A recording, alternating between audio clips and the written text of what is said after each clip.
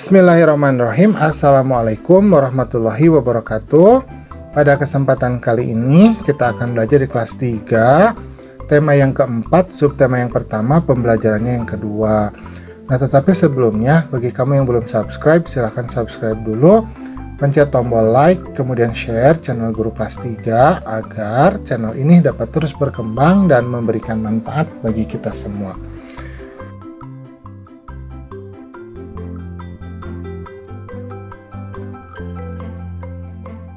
Nah, coba diperhatikan di dalam gambar ini ya. Nah, kalau kita perhatikan di sini ada beragam cuaca ya. Kemudian ada pergantian siang dan malam. Nah, berarti yang pertama ini adalah cuaca ketika berangin ya. Jadi angin. Nah, kalau angin itu kan berarti menimbulkan rasa dingin ya. Nah, kalau kita kedinginan gimana kira-kira? Pakai jaket ya. Nah, kemudian yang kedua ada hujan. Nah, kalau hujan bagaimana? Berarti kita harus menggunakan mantel ya, atau menggunakan payung. Nah, seperti itu. Kemudian ada siang. Nah, kalau siang, apalagi kalau siangnya sedang terik ya, maka kita bagusnya memakai topi. Kalau misalkan tidak ada topi ya kita harus berteduh ya. Jadi jangan langsung terkena sinar matahari karena itu tidak terlalu bagus ya bagi kulit kita. Kemudian kalau malam, nah kalau malam itu berarti ini saatnya kita beristirahat ya.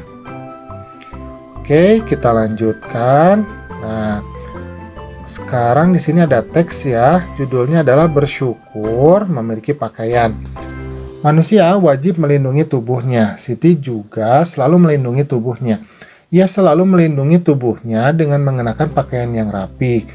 Memiliki pakaian adalah hak setiap orang. Siti mendapat pakaian dari orang tuanya. Siti memiliki berbagai pakaian untuk dipakainya sehari-hari. Siti juga memiliki pakaian untuk bermain dan untuk tidur. Siti juga memiliki seragam sekolah. Pakaian Siti selalu bersih dan rapi. Pakaian membuat Siti merasa nyaman. Pakaian melindungi tubuh Siti dari udara dingin dan panas matahari. Pakaian juga dapat menjaga Siti dari gangguan serangga. Siti bersyukur memiliki pakaian. Siti menjalankan kewajiban terhadap pakaian dengan baik.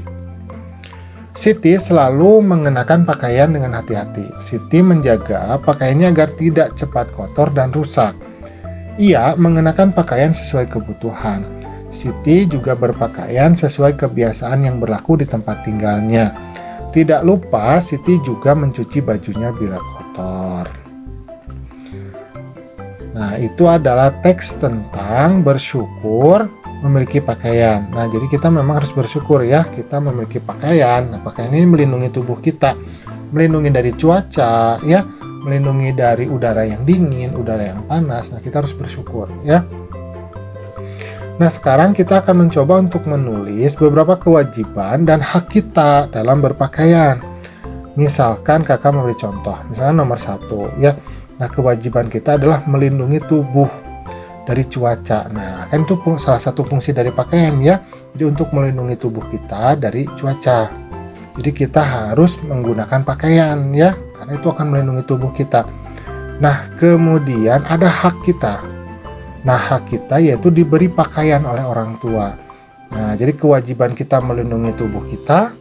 Kemudian hak kita adalah diberikan pakaian oleh orang tua kita. Jadi orang tua yang baik, dia bertanggung jawab untuk memberikan pakaian kepada kita.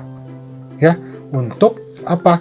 Untuk melindungi tubuh kita dari cuaca. Jadi ada kewajiban yang harus kita lakukan, jadi itu kita harus memakai pakaian ya. Kemudian ada hak juga yang harus kita terima dari orang tua kita, yaitu salah satunya adalah diberikan pakaian. Nah, nanti silahkan untuk beberapa nomor yang selanjutnya kamu kerjakan ya secara mandiri ya, bisa ya.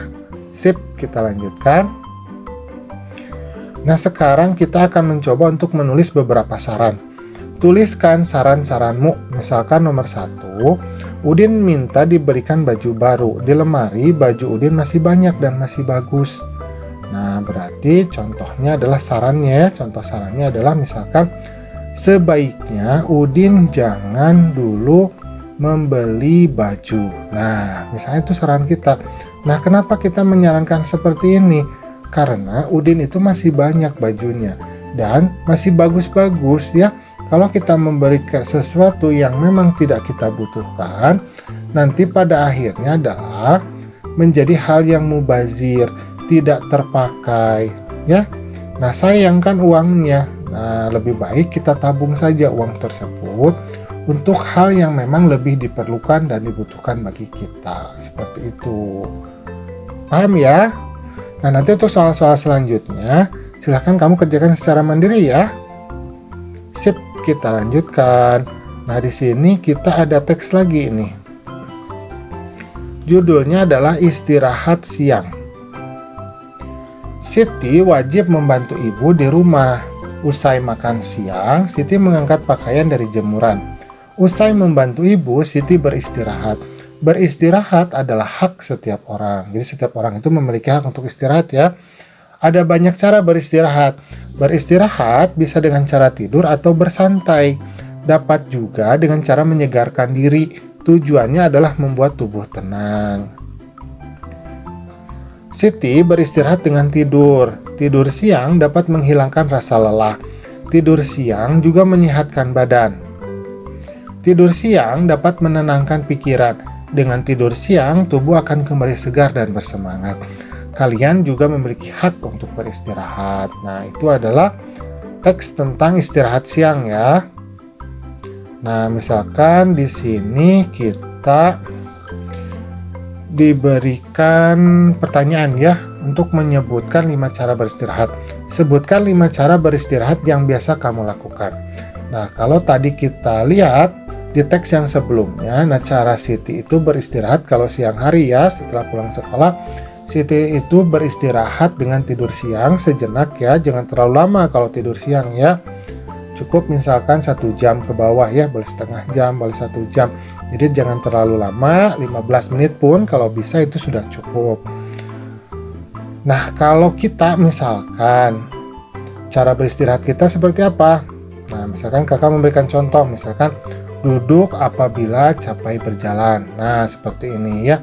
Jadi kalau kita terlalu capek berjalan, nah kita juga harus beristirahat, yang mengistirahat ke badan kita. Nah, badan kita juga memiliki hak ya. Salah satu haknya itu adalah memiliki atau diberikan istirahat. Jadi kalau kita paksakan, mungkin badan kita bisa rusak ya. Nah, seperti itu. Nah, nanti silahkan ya untuk 4 lagi, kamu cari lagi ya cara kita beristirahat.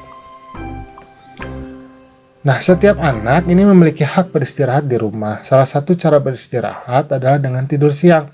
Apa saja kewajibanmu berkaitan dengan tidur siang? Tuliskan pendapatmu. Nah, misalkan di sini kewajiban yang berhubungan dengan tidur siang. Coba apa? Nah, misalkan kakak memberikan contoh, membantu ibu terlebih dahulu sebelum istirahat. Nah, seperti ini ya. Karena kita memiliki hak untuk tidur siang, kita juga memiliki kewajiban. Maka kita laksanakan dulu kewajiban kita. Kalau misalkan kita pulang dari sekolah, kemudian kita lihat ibu sedang mencuci piring, kita bantu. Kalau kita melihat ibu sedang mencuci pakaian, kita bantu dulu. Nah, setelah selesai, nah baru kita melaksanakan hak kita, yaitu untuk beristirahat. Nah, seperti itu. Paham ya? Udah ya? Sip. Nah, alhamdulillah pembelajaran kita pada kesempatan kali ini sudah selesai. Terima kasih karena sudah mau menyimak. Assalamualaikum.